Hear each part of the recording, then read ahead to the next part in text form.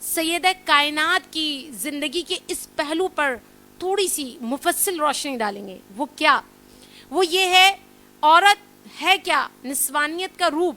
لیکن جو ماں ہے نا، ماں ہونا نسوانیت کا بہترین روپ ہے. اس پہ ہمیں تھوڑی دیر ٹھہرنا ہوگا.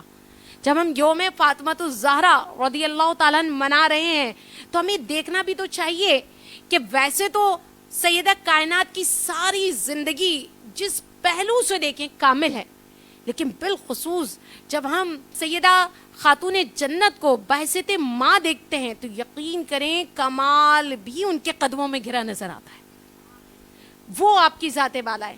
یہاں پر ایک خلیفہ عبدالحکیم اپنی کتاب فکر اقبال میں رقم تراز ہے، انہوں نے ایک حکیم کا قول لکھا اور وہ کہتے ہیں کسی بھی قوم کی تہذیب کو جانچنے کا صحیح معیار یہ ہے کہ دیکھا جائے اس قوم میں عورت کا مقام کیا ہے. یعنی کسی بھی قوم کی تہذیب آپ کیسے جانچیں گے؟ اس کو جانچنے کے لیے فقط یہ دیکھیے اس قوم میں عورت کا مقام کیا ہے. اور پھر آگے لکھتے ہیں اگر عورت کا مقام پست ہے، اگر عورت کا مقام ذلت آمیز ہے، سمجھ جائیے پھر پوری قوم بھی ذلیل ہے اور تہذیب سے آری ہے.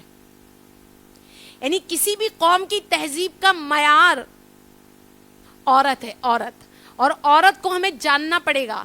اگر ہم موجودہ دور میں عورت کی بات کریں، اگر میں اپنا مشاہدہ بتاؤں تو یقین کریں آج عورت کی کوئی حیثیت تو کوئی مقام نہیں ہے.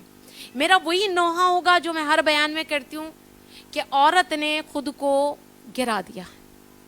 آج ہماری مائیں بہنیں، پہلے ایک غم تھا کہ تربیت صحیح نہیں کر رہی، یہ خود صحیح تربیت یافتہ نہیں ہے، ان کا تعلق قرآن سے نہیں جڑا ہوا، ان کا تعلق خدا سے نہیں جڑا ہوا، انہیں خود شناسی نہیں آتی، انہیں اپنی زندگی کا مقصد نہیں پتا. یہ تو تھا ہی غم، لیکن اب تو اس سے بھی بڑا غم یہ ہے کہ چند پیسوں کے ٹکوں کے لیے ہماری مائیں بہنیں ٹک ٹاکر بن رہی ہیں.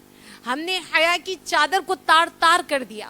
ہم نے اپنی گود میں پلنے والی اولاد کو ایسا غیرت پروف بنا دیا کہ ہم بھی ناچ رہے ہیں، ہماری اولادیں بھی ناچ رہی ہیں. ہم بھی میک اپ زدہ ہیں، ہماری اولادیں بھی میک اپ زدہ ہیں. ہم بھی حیا سوز معاملات میں مشغول ہیں، ہماری اولادیں بھی حیا سوز معاملات میں مشغول ہیں. ہم تربیت کیسے کریں گے؟ ہم نے حیا کے بخیے ادھیڑ دیے.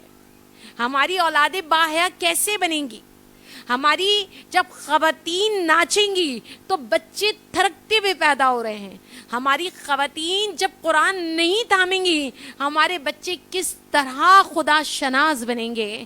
ہمارے پاس زندگی کا مقصد ہی صرف ناچنا، گانا، تیار ہونا، سیاستیں کرنا رہ گیا تو ہمارے بچوں کے پاس مقصد حیات کیا بچے گا؟